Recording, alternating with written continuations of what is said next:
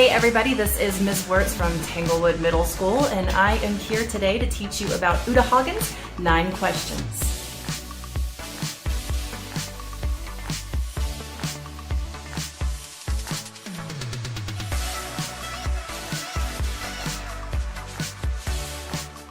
So Ms. Wuertz, what are these 9 questions that you speak of? Well, guess what? I'm going to tell you.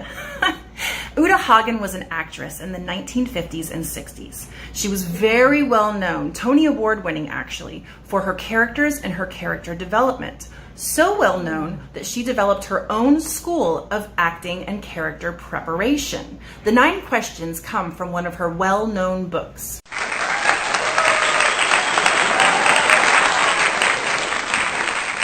In this book, titled Respect for Acting, UTA Hagen challenges her actors to answer these 9 questions for themselves. Now, right now, I know all of my students at Tanglewood, all of my actors, everyone in my classes are moaning and groaning right now because they absolutely hate the 9 questions. They literally have to do it multiple times per year, especially if they're involved in productions. I love it. It is one of the best ways for you to be able to explore a character and to find out the background and where this character is really coming from. But let me get real with you for a second. It is not fun. It is not a get up and be silly, super crazy acting exercise that you think about when you think about playing around with a character. It involves writing. It involves thinking. It involves a certain level of catharsis when discovering your character. So much so that when I work the 9 questions with my actors in production, we now have a term that says I catharted. You're welcome. So when you first look at these 9 questions, they seem extraordinarily simple. Who am I? What time is it? What time of year is it? What's in my way? What are my relationships? It's not that simple. And I will explain to you why. In the following video, I will go through every single one of the 9 questions with you to help you have a better understanding of how this seemingly simple tool can help you delve deeper into any character, and especially for us, our superhero.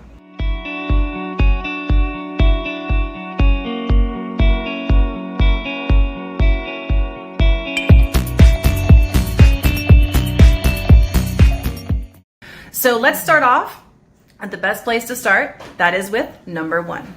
Question number 1 is, who am I? UTA describes this question as, who is your character? Identify all the details: name, age, physical traits, relatives, education, personal opinions, likes, dislikes, hobbies, fears, ethics, and beliefs. The question that my students always give me when working number 1 is, do we have to answer all of those things when we're talking about our character? The answer is no. Those are just examples of things that create a whole person. So when you think about yourself, it's not just, oh, I am Ms. Wuertz, who is a teacher at Tanglewood Middle School, and I like to eat pizza, and I give annoyingly long hugs. That's just me. Those are things that I do. I also like rainbows and unicorns. But when you think about me as a person, I'm much, much more than that. I have a family. I have a life. I have certain belief systems in place in my life. I have certain things that have happened in my life that have helped to shape me to be the person that I am. So you need to think about your character. What is it about your character that has helped make them who they are? How did they grow up? What do they believe? What are their likes? What are their dislikes? So, things to think about. Number 1 is usually always the longest answer when you're looking at the 9 questions because you're describing an entire person. It's really, really hard to sum up one singular person, one singular, I don't want to say human being, but one singular character in like 3 sentences. Okay, guys? So think thoroughly about this person.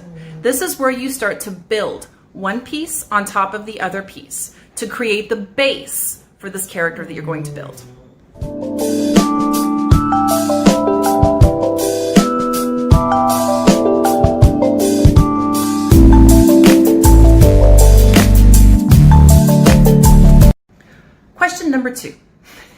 2 is, what time is it?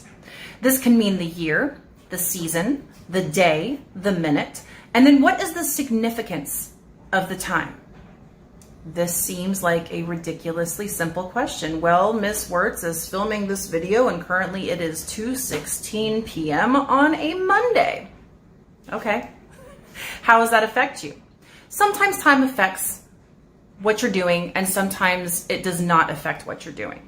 That is the truth. That's just the way that it is. However, if your character that you're building drives a flying car and your play is set in the year 1848, it's probably going to be a little bit different than if that play is set in the year 2300, right? Maybe we might have flying cars by then, but who knows? So you need to think about time. You need to think about the time where this character is working, where this character is alive, where this character is functioning. You can also look at not just the year, but the season. If you're running around outside in snow boots and a heavy coat and it's July in Texas, you're probably going to die of heat exhaustion. So you probably want to set that story possibly in January in Colorado or in Canada. Might be a better option, right? Then you think about the day, okay? A lot of people are a lot happier and in a better mood on Friday than they are on a Monday, right? And then the minute. Well, Miss Wuertz, why is the minute going to matter? It can matter. Okay, what if you get off of work at 4 o'clock and it's 3:01 versus 3:59? Knowledge the character has. Knowledge the character has that can help interpret the way that you speak and the way that you act.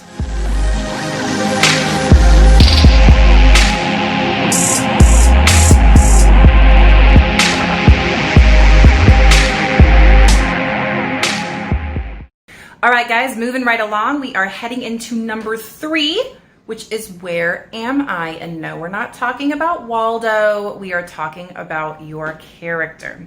She describes where am I as identify the country, the city, town, the neighborhood, the building, the room, the specific area of town. Yet again, seems like a very simple question, just like number 2. However, if you are looking for the Great Wall of China, but your character is currently in London, England, you might have a problem, right?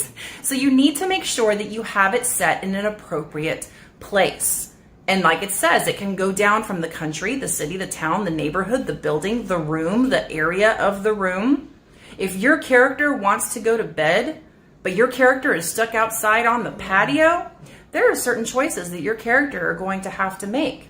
So it's important to say where your character is. Another way this comes into play is if your character is talking to another character. If your character is wanting to be near another character, then you need to be aware of where the other character is. If there is a separation of relationship or if the relationship is close, you need to know where the other character is in relation to your character. So where am I can become a very important element.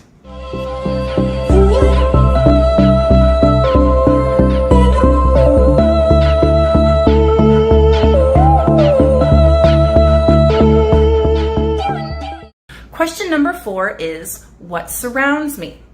This is what is happening in the environment around you. The weather, the landscape, the people, the animate or inanimate objects.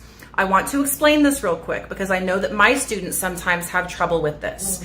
Animate versus inanimate objects. The way that we think of it is animate objects are objects that are alive. They are objects that have some sort of consciousness of their own that are surrounding that character. Like a puppy, like my pug that is currently sitting under my chair and snoring. So if you hear him, I'm sorry. But inanimate objects could be something surrounding you. It is my pen, my pretty purple notebook, and my crystal light. It's good. So 3 essential things that you will always see surrounding Miss Wuertz at school.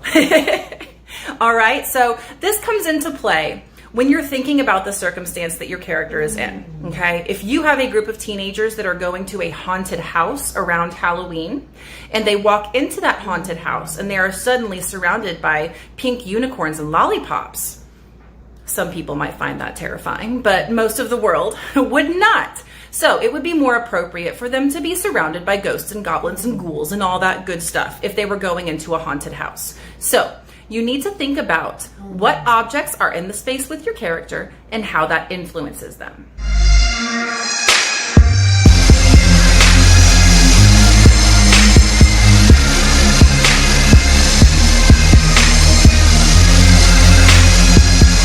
All right, guys, moving on to number 5. So number 5 is, what are the given circumstances? This is the easy question, guys. This is the facts. These are the things that you know to be true in the story and about your character. It says, identify events in the past, present, and future. What has happened, what is happening, and what is going to happen. Why is this easy? Because you have created the story. So you have total and complete control over the circumstances surrounding your character. You're welcome.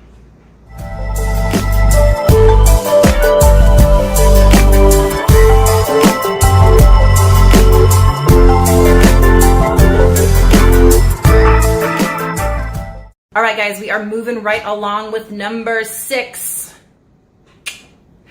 This one comes with a warning. I understand.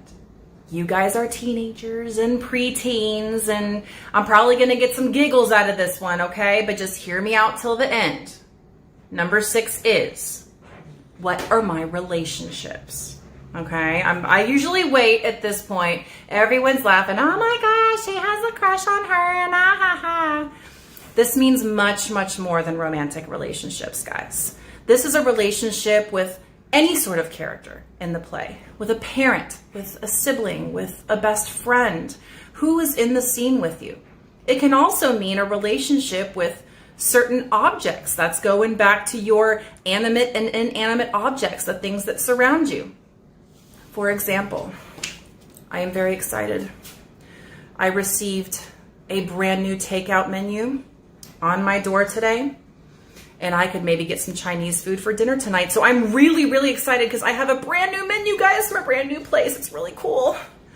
Now, if I had had this menu stuck in a drawer, for the past, say, year or so, it's kind of like, meh, not super excited about it. Place must not have been that great anyway. It's going to go in the trash can, right? What is your relationship? It could be you have a shirt that you're wearing, okay? And this shirt was your mom's shirt, and you love this shirt, and it's very, very special to you. And so you're going to act differently about this shirt than if it's a shirt that your ex-best friend gave you and you want to throw it in the trash can. We have a theme going today with the trash can, okay? So you need to think about what your relationship is to everything surrounding you and interacting with you in your scene.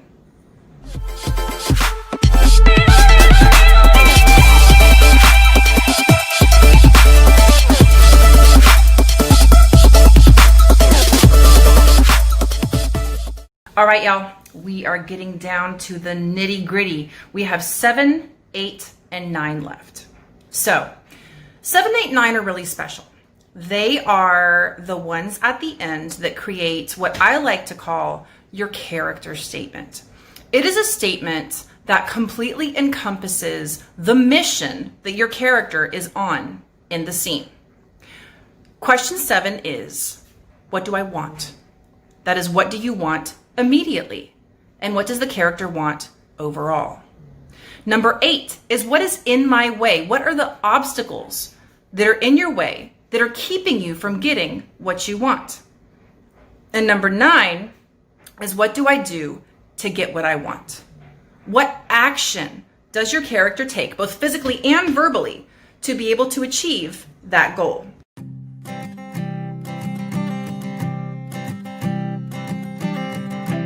I keep a photograph in which we were in love, caught in your eyes, waiting for the sunrise. I barely even knew who you were. What did you do? I didn't care, 'cause you were perfect, I swear. But somebody told me that it's all. So So let's think of an example circumstance, okay? Miss Wuertz is sitting at her kitchen table. She's filming a video to help all these kiddos understand what UTA Hagen was talking about with her 9 questions, and her pug is sleeping under her chair and making her a little bit sleepy, and she's looking outside and it's so beautiful, and she's going, man, my cup is almost empty. I think I need a refill. So I want to be able to go and refill my water. Okay. Number 7, what do I want? I want to refill my water. Number 8, what is in my way? I'm on camera and I am filming a video to help all of my kiddos understand the work that they are being asked to do this week. So I have an obligation to complete what I am wanting to do, which is teach you how to use UTA Hagen's 9 questions. But man, I really want some more water. So let's think about this. What do I do to get what I want? There's this great thing called video editing. So I think I could pause this video. And I'm back. Got my water, gotta stay hydrated. It's good stuff. So I got what I wanted, right? Number 7, what do I want? I wanted to refill my water. Number 8, what was in my way? I was filming a video for you guys. So number 9, what did I do to get what I want? I paused my filming. Answers to all 3 questions. Put them together. Man, I really want to go refill my water, but I have to sit here and film this video for my students. Okay, well, I guess one thing that I could do is I could pause the video, and that way I could go and I could get my glass of water. And I did. It's always best to make a choice that is immediate and the most interesting choice that you could make. Now, I realize the example that I gave you was more of a functioning example. It wasn't super exciting. I don't know, maybe it would be, my kitchen's over here. So maybe it would be more exciting if, you know, my kitchen decided to suddenly implode or something like that. But in this moment, in this example, that was the best, most active example that I could have. You want to think about how you can make your story, aka your character's actions, as interesting as possible. So 7, 8, and 9, what do I want? What is in my way? And what do I do to get what I want? Combine to make your character statement.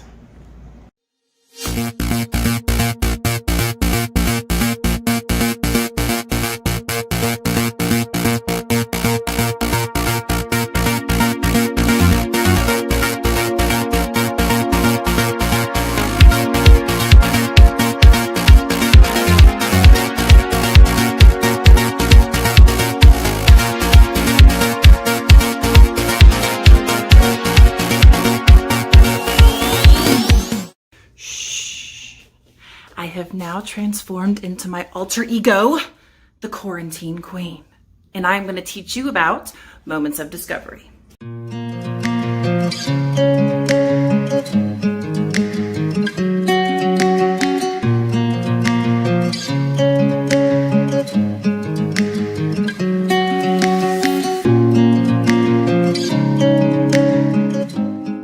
So what is a moment of discovery? What would you consider to be a moment of discovery?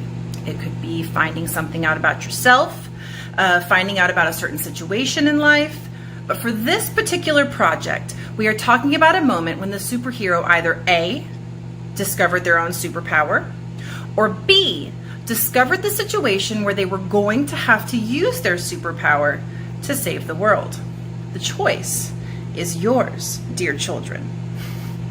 You will need to decide at what point in this superhero's life are you going to write a script? Is it going to be discovering a power, or is it going to become overcoming an evil force? Tea's done. So grab your beverage of choice, sit back, relax, because I am going to show you how to use Uta Hagen and create that moment of discovery. Feet up. So my moment of discovery was when I found out that I could save the world by sitting on my couch. Yup. Every superhero has a good sidekick, right? Mine's Yup. Yep. I found Yup on my first day of quarantine. Yup. A good sidekick is always there to be by your side and make sure that you succeed in your mission, right, Yup? Yep. For instance, I would think of things like, should I eat a whole tub of ice cream today? Yup. Should I binge watch that TV show that everyone else has been talking about? Yup. Should I exercise?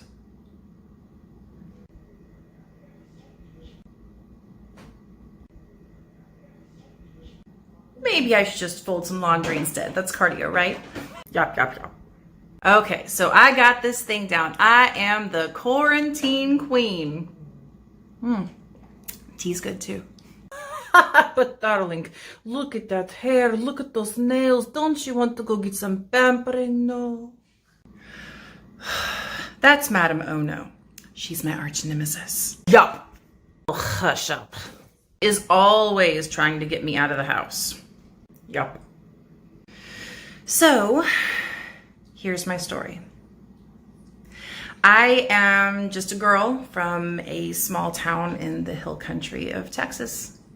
I was raised by my mama to be a strong but sweet woman. I was told to say yes ma'am and no ma'am, please and thank you, hold doors open for my elders, but if someone got in my way, I made sure to put my foot down. Of course, using my brain rather than my fists, right? Like all ladies do. So, went on to high school. I was on the swim team. I've always loved the water. I love to go swimming. And graduated. I was not the top of my class, but graduated with honors. I did pretty well in high school and went off to college, studied, went to class, met a boy, fell in love, graduated from college, got married, had kids, and became a mom.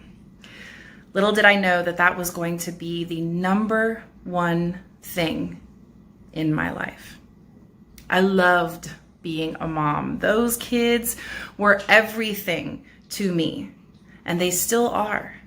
And that is how I became who I am today. So when my kids became in danger from this new virus that was all of a sudden taking over the world, I knew that I had to do everything within my power to keep them safe. Yup. Good for you, darling. It's true. That was my moment of discovery. Yup. Discovering what I needed to do to keep my family safe. Okay, fabulous. So let me guess. This was like 6 years ago and you are still in this sorry state? No, it's now.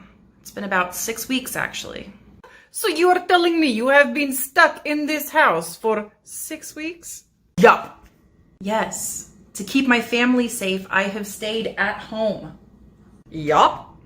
School has been difficult, but we've had a lot of fun. How is staying at home fun? Don't you miss the bright lights, the city, the music, going to restaurants? Oh, darling, doing something with that hair, please. Well, of course I miss that stuff, but we have plenty to do here. Yup. We read books. Yup. We play games. Yup. And we do go outside to walk the dogs around the neighborhood. Yup. Plus, honestly, we have each other.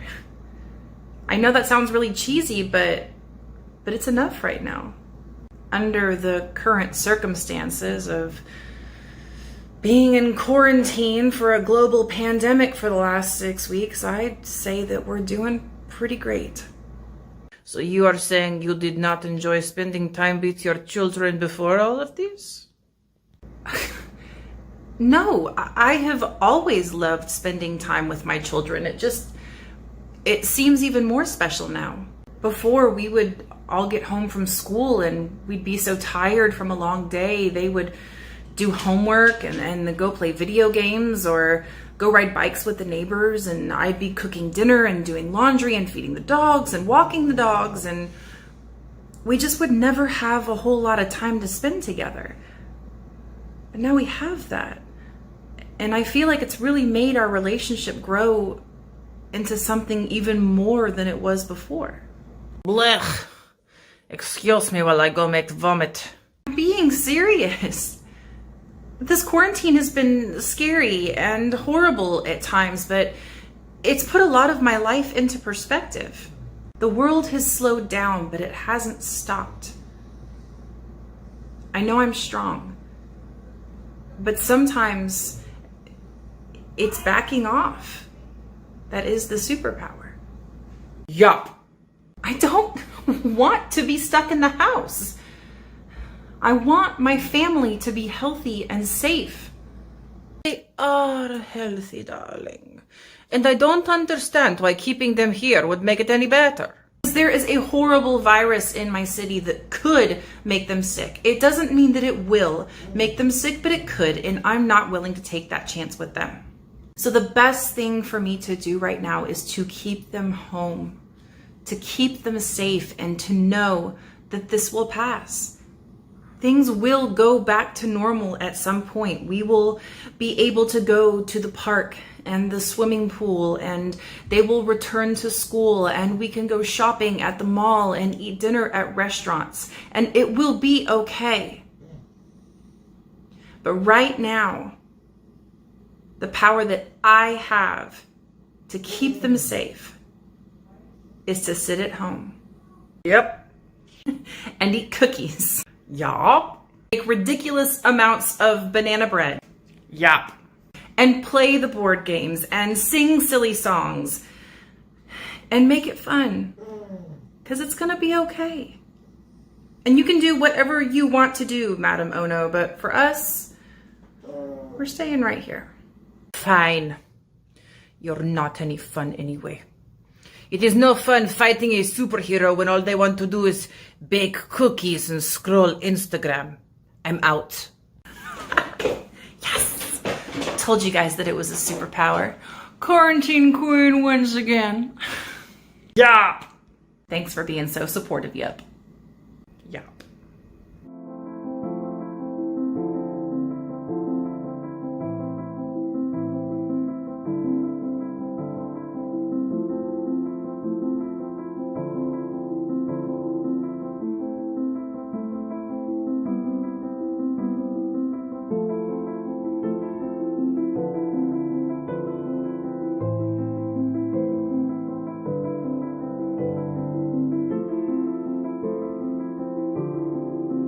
All right, guys, I hope that I have helped you figure out UTA Hagen today. Dusty decided to wake up momentarily and was begging for me to pick him up, so I decided to let him say hello to you guys. If you have any questions, feel free to refer back to the UTA Hagen question sheet, contact your teachers, and I hope that you really enjoy creating these superhero characters. It's going to be really, really fun. Right, Dusty? Right? He's a good boy.